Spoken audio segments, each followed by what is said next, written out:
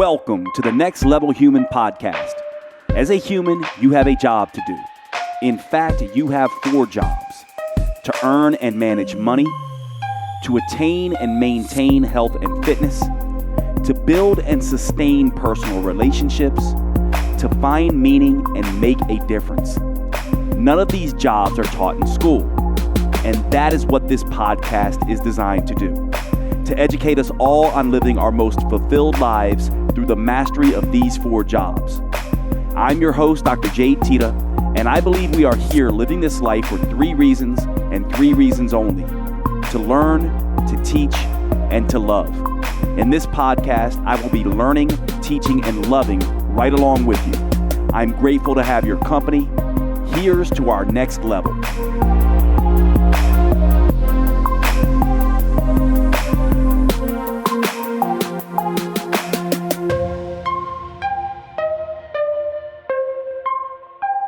All right, welcome to the show, everyone. And today's topic is going to be on the fast versus flexible metabolism. Many of you who listen to this podcast has heard me say over and over again, you don't want a fast metabolism, you want a flexible metabolism. But the truth is, it would be nice to have both. But the flexible metabolism is more important. And I want to share a little bit about this in a quick little podcast today. This one will be fairly quick, but it's a really important one. And I'm doing it because it's come up a lot as of late. When you look at marketing around metabolism, even when my companies, market metabolism, one of the things that we do is we go out in the world and we kind of see what is the language that people use to talk about metabolism. And metabolism is still dominated by this fast versus slow mindset. People who think they have trouble losing weight oftentimes describe it as, I have a slow metabolism. And they'll describe people who are relatively easily lean as having a fast metabolism. The truth of the matter is, though, this is really not the best way to think about metabolism. You really want to be thinking about having a metabolism that is flexible. And when we talk about a flexible metabolism, what we are essentially talking about is the ability for the metabolism to handle stress and strain challenges and to adapt quickly to different macronutrient ratios, to fasting, etc. Think about it. If your metabolism is just running fast, one of the things that you will find is that whenever we try to speed up metabolism, and there are many things that do speed up metabolism. For example, thyroid hormone replacement speeds up metabolism. Hormone replacement therapies like testosterone replacement therapy or progesterone or estrogen replacement therapy, these things speed up metabolism. If you go into a cold plunge and expose yourself to cold, that will speed up a metabolism. Exercise speeds up metabolism. These things all speed up metabolic rate. They also have not a great track record in the research in terms of helping people lose weight. And this is oftentimes shocking, not to those of you who are regular listeners of this podcast or students of metabolism or have read my book, Next Level Metabolism. You'll understand these dynamics, but the vast majority of people do not realize that speeding up metabolism almost always leads to also speeding up hunger and cravings, amplifying hunger and cravings. This is the reason why. And I oftentimes, for those of you who are new, discuss a paper on postmenopausal women, the alpha and beta trials, really big study that looked at exposing women around the perimenopause to menopausal age range. These are going to be women in the ages of 40 to 60 years old, and basically told them, don't change your diet, do nothing consciously to change your diet, but we're going to give you, one group basically essentially did 5 days per week of 30 minutes of cardiovascular exercise, essentially jogging on a treadmill. Another group did 45 minutes 5 days per week, and another group did 60 minutes 5 days per week.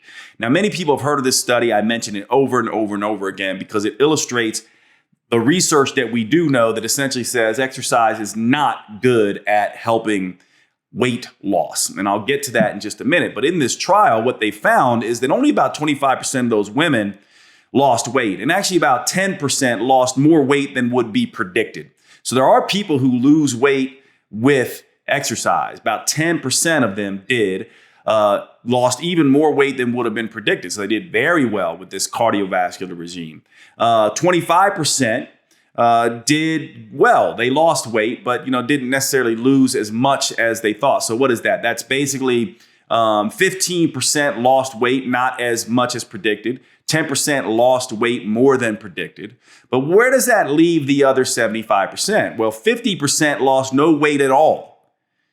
50% of those women lost no weight at all after doing 30, 45, or 60 minutes of jogging on a treadmill 5 days per week without consciously changing their diet. And the shocking part about these studies looked at the fact that 26%, roughly 25%, ended up gaining weight as a result of that exercise. And they may say, why? That's impossible if they didn't consciously change their diet. Well, they didn't consciously change their diet.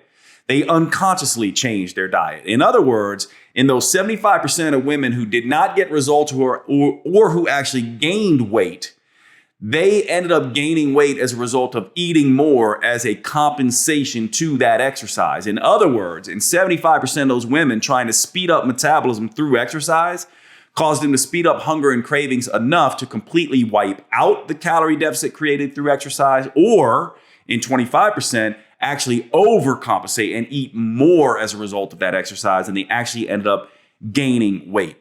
This is why research shows us time and time and time again that exercise does not do a very good job at helping people lose weight. The diet is the dominant thing that helps people lose weight. What exercise does is help diet make sure that you're burning more fat than muscle. You lose less lean body tissue when you use exercise along with dieting, especially and most importantly, resistance training. Now, if you understand that line of thought and the research around exercise and how it is not great at helping people lose weight and can actually, in susceptible people, make them actually gain weight, then you also understand why research shows conclusively that cold exposure, getting in cold tubs, sleeping in cold, all of that kind of stuff does ramp up fat burning. It also has never been shown to be a weight loss aid. Why? Because like exercise, which ramps up fat burning and speeds up metabolism, cold exposure also makes you hungrier. And the same goes for fat burning pills that speed up metabolism. The same goes for hormone replacement therapies, testosterone therapy, thyroid. This is the rule of metabolism. We know this without a doubt. And so speeding up metabolism is not really what you want. Now, if you could speed up metabolism without the compensatory changes in hunger, energy, and cravings, then perhaps that would be beneficial. And so what we really want is we want a flexible, adaptable metabolism, a metabolism that does not have increased hunger, energy, and cravings in response to adaptation stresses like exercise, cold exposure, fat burners, hormone replacement therapy, etc. So you don't want a fast metabolism. You would rather have a flexible metabolism, but it would be great to have both, wouldn't it? And so what does it mean to have a flexible metabolism? Well, what that means is it means that you are no longer looking at metabolism as simply a calorie counting mechanism, but rather a adaptive reactive stress thermostat. The metabolism is best described in my mind as a stress barometer and a stress thermostat. In other words, what the metabolism is doing at its basic nature is sensing and responding to stress. What people don't understand is that, yes, eating too much and exercising or moving too little is a stress, but so is the other extreme. Eating too little and exercising too much or moving too much can also be a stress. And so what we want to get a flexible metabolism, this is not genetic. When we talk about, metabolism, we don't necessarily mean, when we say fast and slow, a lot of people say, well, she's just genetically got a fast metabolism. He's genetically got a fast metabolism. And sure, there's going to be some genetic component here with the flexible component of metabolism. But it is very easy to do things in your lifestyle to give you a more flexible metabolism. I want to jump in real quick and tell you about one of my favorite new products. And to start out, I want to ask you a question. If you had to follow your friends around who are not the healthiest in the world and see what they are doing, what would be the number one thing you would probably tell them to do to start? For most people, that's going to be drinking more water, right? This is something that we talk about all the time in health and fitness. It's almost as if we think of it as an afterthought now because obviously water is so crucial. However, we oftentimes get this wrong. For example, did you know that when it comes to hydration, just drinking water can make things worse? Most people don't know this. Why? Partly because most people are over drinking water and under consuming the electrolytes that help water do its job. What we don't realize is that hydration is not just about water. It's about electrolytes, the minerals in there, as well as getting that water into the cells. And so you do not want to be over consuming water if you're not getting your electrolytes right. And this opens up a whole new discussion because most people are not getting their electrolytes right. For example, did you know that low sodium, too low sodium, is an issue? Just as much, if not more so, than high sodium. In other words, what we want if we're going to get the right electrolytes is to get the right amount of sodium and potassium and magnesium in the Goldilocks zone. We don't want too much. We don't want too little. We want it just right.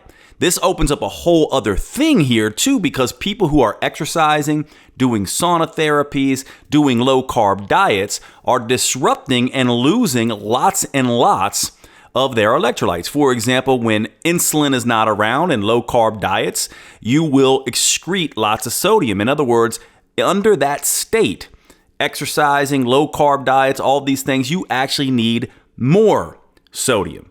And so if you're somebody who's been just drinking water, not paying attention to electrolytes, and also feeling fatigued, feeling like you're underperforming, not sleeping right, getting cramps, twitches, headaches, any of these things, then you are probably dealing with an electrolyte issue.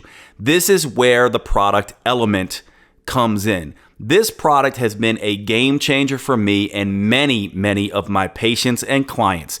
This is a rehydration electrolyte beverage, basically. It is a powder of electrolytes formulated with 1,000 milligrams of sodium, 200 milligrams of potassium, and 60 milligrams magnesium without the added sugar and other nonsense that comes in beverages like Gatorade. This stuff is basically a rehydration beverage on steroids. It is the thing that is going to replenish your electrolytes in the right ratios, decrease fatigue, really correct chronic dehydration. And by the way, many people are dehydrating themselves, becoming hyponatremic, low sodium, when they're consuming too much water. You need your electrolytes on board, especially if you are someone who is losing lots of sodium and other electrolytes through low carb diets and lots of exercise. This is where Element comes in. Element is a new sponsor to the Next Level Human podcast. I cannot recommend this product enough. I have been using this stuff for months now, and I have immediately seen changes in my energy levels. I feel like I'm operating on a whole other level, and I have seen this as being the primary thing that people who have been using Element have been telling me, that their fatigue is getting better, especially fatigue that comes after very intense workouts that involve lots of sweating and lots of intense output from the nervous system. Please check out Element. Use the code NEXTLEVEL, drinkelement.com. That's drinklmnt.com. Drinkelement.com, and let's get back to the show. Now, a couple episodes ago, we talked about the idea of building muscle and this multitasking aspect of trying to build muscle while burning fat, or burning fat while building muscle, trying to do both at the same time. This discussion on fast versus flexible metabolism goes back to that discussion to basically say that we can use certain things to make the metabolism more flexible. So how do you make exercise not cause compensations in stress? Well, if you think about stress, the way the body handles stress, we know that stress that is short-lived is better than stress that is very long, right? So if you're going to do something stressful, you want it to be shorter. The body does really well with extreme stress only if it is short in nature, right? It will have less compensatory stress reactions if the stress that you're subjecting the body to is short and extreme. It also does really well with very low intensity, longer duration stuff like walking. So when you're thinking about exercise, you want to probably be thinking about short, intense workouts or long, low intensity movement. This is why walking and resistance training and high intensity interval training and shorter duration workouts might be better than doing this traditional way of thinking about things where we go out and run for 60 to 90 minutes on a jog. Now, again, certain amount of people, 25%, do well on that. 10% do really well on that. But the rest of us, 75%, do not. And so what we want to be thinking about is we want to be thinking about making our metabolism more flexible through choosing the right types of exercise. So rule number one with exercise, then, if you know you're someone who compensates like this and ends up overeating in response to exercise, is to do shorter, more intense exercise. Also to realize that resistance training is probably going to be better than cardio because of the mechanisms by which it works. It helps to increase liver insulin sensitivity as well as muscle insulin sensitivity. And this is slightly different than cardio based on several lines of research. Something happens with the muscle molecules that are released with resistance training. One recent study actually showed that when you do intense resistance training, you release basically these little messenger RNA vesicles from the muscle that go to the liver that tell the liver to process sugar better. This is different than cardiovascular exercise. And maybe one of the reasons why we can see with resistance training, you get this sort of insulin resistance benefit in the liver and the muscle, whereas cardio, you may not. Also with resistance training, you're releasing more human growth hormone and testosterone along with cortisol, whereas with cardio, you're probably releasing a little bit more cortisol and less human growth hormone and testosterone in most cases. Likewise, there is some research that hints resistance training has less of an effect on hunger and cravings compared to cardio. So this tells us that we can make a general rule of trying, of course, we're all different, of going to short, intense, resistance training based workouts to make exercise a less stressful thing on the metabolism, so there's less compensation, and to give the metabolism more flexibility. Now, when it comes to diet, protein serves the same role. So you can see the theme we talked about several episodes ago comes back here again. Why does protein help the metabolism be more flexible? Because protein is a flex fuel, plus it is an infrastructure building block in the body. So the body basically can use protein to make glucose, it can use protein to make ketones, and it uses protein preferentially to repair the body, make collagen, make tendons, ligaments, make muscle tissue, build all the cofactors and enzymes needed for biochemistry machinery that goes on every single day. And so once again, now we can essentially say, okay, if we want a flexible metabolism, what exactly does that mean? Going on, I'm sorry to break into the show, but I wanted to take a second to cover one of our sponsors and tell you all about Paleo Valley at paleovalley.com. These are the grass-fed sticks that I tell you all so much about that all of my friends know I have on hand constantly. They are in my car. They are at my house. I keep them at my sister's home and my parents' house. I have these things everywhere because they are the simplest, most convenient whole foods protein supplement you can get. Almost like carrying around pure protein, low carb protein in your pocket. They also, these Paleo Valley beef sticks are the only 100% grass-fed and grass-finished beef sticks on the market.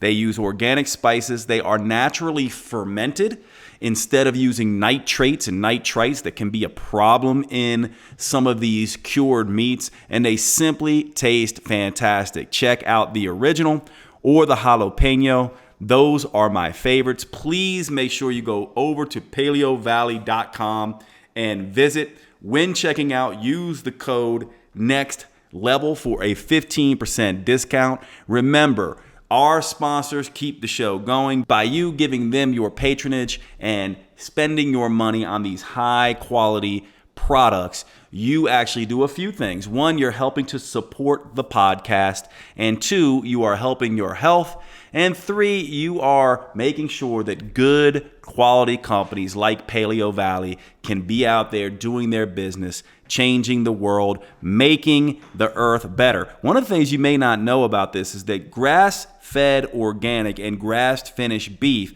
is doing something that is so utterly important for our environment, actually helping to repopulate the topsoil. A lot of people don't know this, but our topsoil is being extremely depleted, and raising animals, especially cattle, the correct way helps to get that topsoil back. This is one of the reasons why I love Paleo Valley. Not to mention it tastes fantastic, but they're one of these companies, like my other sponsors, Cured Nutrition and Organifi, that are doing the right things by the environment. I really appreciate everything they do, and I hope you will check them out. Thanks so much. PaleoValley.com. Use the code NEXTLEVEL. And now back to the show.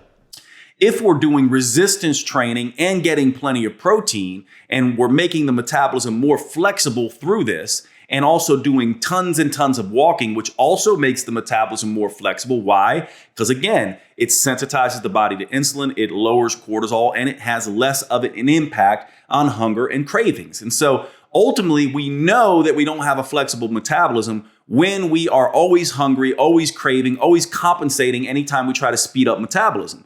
If we do these things, move to short duration, high intensity resistance training, lots and lots of walking, making sure we're getting our protein on board, preferably, especially if you're trying to build muscle or maintain muscle while burning fat, 1 gram, perhaps as much as 1 gram per pound of body weight is what would be required here. Then when we speed up metabolism, we also will have more flexible elements in place so that we do not compensate by wiping out what we just did. Think about it. A workout that burns 500 calories that then causes you to overconsume 800 calories or to eat 800 calories is not a great idea. What you want to be doing is you want to be doing workouts that don't cause you to overeat, that don't cause you to lose motivation, that don't cause you to have cravings. This is what we mean by a flexible metabolism. Now, if you have a flexible metabolism, then speeding up metabolism can make some sense.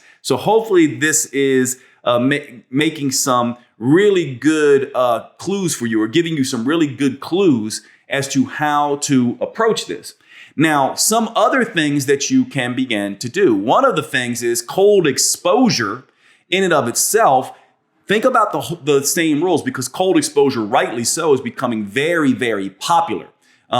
It should be, actually, because it has many, many benefits besides just weight loss, right? And that's the other thing you want to be thinking about here. Things like cold exposure, things like taking thyroid hormone if you're low in thyroid, things like exercising. This does not mean that they don't have health benefits. It's just that if you also want them to lead to weight loss, you need to be thinking about doing things in a way that are more flexible. So cold exposure that is, again, shorter lived and not super intense is going to be better than chronic cold exposure. So for example, let's look at some studies. If you're going to do chronic cold exposure, then you probably want it to be gentle cold over long periods of time. For example, one study in men, in a small group of men, basically had them go into a sleep clinic, had them sleep at 66 degrees Fahrenheit, relatively cold. Most people would probably not want to sleep in that environment, but not so cold. In fact, some people may voluntarily want to sleep in colder weather than that. And they were essentially given a sheet and scrubs, and they slept in 66-degree weather. And basically, they looked at these people over several weeks. I'm not remembering exactly how long this was. And they showed that their insulin sensitivity improved just through this sleep exposure to cold, sleeping in colder weather. And their sleep, many factors of their sleep in other studies that we have actually been shown that sleeping in cold leads to deeper sleep. So this is something that can happen here. Now, did these people lose weight? No, they did not, but it had health benefits, and they certainly didn't gain weight. And so think about that kind of cold exposure, which is, sort of the equivalent to long, slow cardio like walking, sleeping in cold, but not so cold that you're shivering.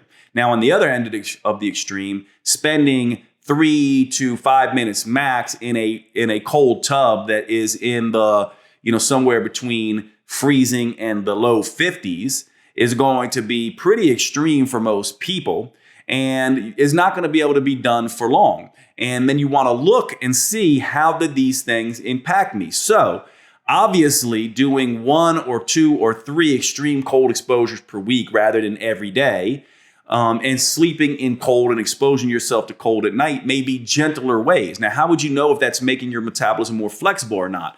This is what's really easy about if you're trying to push too much fast metabolism versus flexible. If you are flexible in your metabolism, your sleep, your hunger, your mood, your energy, your cravings will stay in check, especially hunger and cravings, hunger, energy, and cravings. So that acronym, HEC, hunger, energy, and cravings, HEC, will stay in check in a flexible metabolism. As soon as the metabolism starts to have too much hunger, too much cravings, unpredictable energy, it means it's becoming less flexible. And by the way, chronic stress, that's what it does. It makes the metabolism more rigid and less flexible. This is how you want to be thinking about this with all the things you do. So that fat burner you're taking, you can go, is it working? Well, you can tell, is it throwing heck out of check? The thyroid hormone you're taking, is it working? Is it throwing heck out of check or keeping it in check? The testosterone replacement therapy you're taking, is it throwing hunger, energy, and cravings out of check or keeping it in check? The progesterone or estrogen or any other supplement you're taking or any other thing you are doing to the metabolism, is it causing hunger, energy, and cravings to stay in check or go out of check? If it's causing them to stay in check, then that is a flexible metabolism. And it's fine to try to speed up a flexible metabolism. However, if it is not, then you have a more rigid metabolism. It is not fine to try to speed up a rigid metabolism. You will actually end up overcompensating and having issues. And by the way, there's 3 ways that the metabolism typically compensates when it's not flexible enough or not able to handle stress. Number 1, it's going to have increases in hunger, energy, and craving. So heck goes out of check. Number 2, metabolic rate will fall in something called adaptive thermogenesis. We don't know all the elements of that, but one of them is certainly thyroid function and leptin and some other hormones that downregulate the metabolic thermostat. And then finally, other constrained aspects of metabolism like immune function, androgen function, non-exercise associated thermogenesis or activities of daily living. All these things become downregulated with the body budgeting so that it does not give up its fuel reserves. Now, a flexible metabolism won't compensate like that as much. So this is why you want to be thinking about flexibility, not just speed. Never try to speed up a metabolism that is rigid. Only try to speed up a metabolism that is flexible. And if you had to choose between the two, speed versus flexibility, flexibility should come first, speed second. This way, exercise will start working for you. Cold exposure will start working for you. Sauna will start working for you. Supplements that speed up metabolism will start working for you better. Hormone replacement therapies will start working for you better. So you want to be thinking of a flexible metabolism, not a fast metabolism. And if you're going to try to speed up metabolism, always try to get sleep, hunger, mood, energy, and cravings, especially hunger, energy, and cravings in check first. Get your heck in check so that you have a flexible, strong metabolism, and then begin doing the things like cutting calories, exercising, cold exposure, fat burners, hormone replacement therapy, etc. This is important to understand, and it's something that's come up. Very simple concept, very short discussion today, but this is what you want to be thinking about. All right, everybody, thanks so much, and I will see you at the next podcast.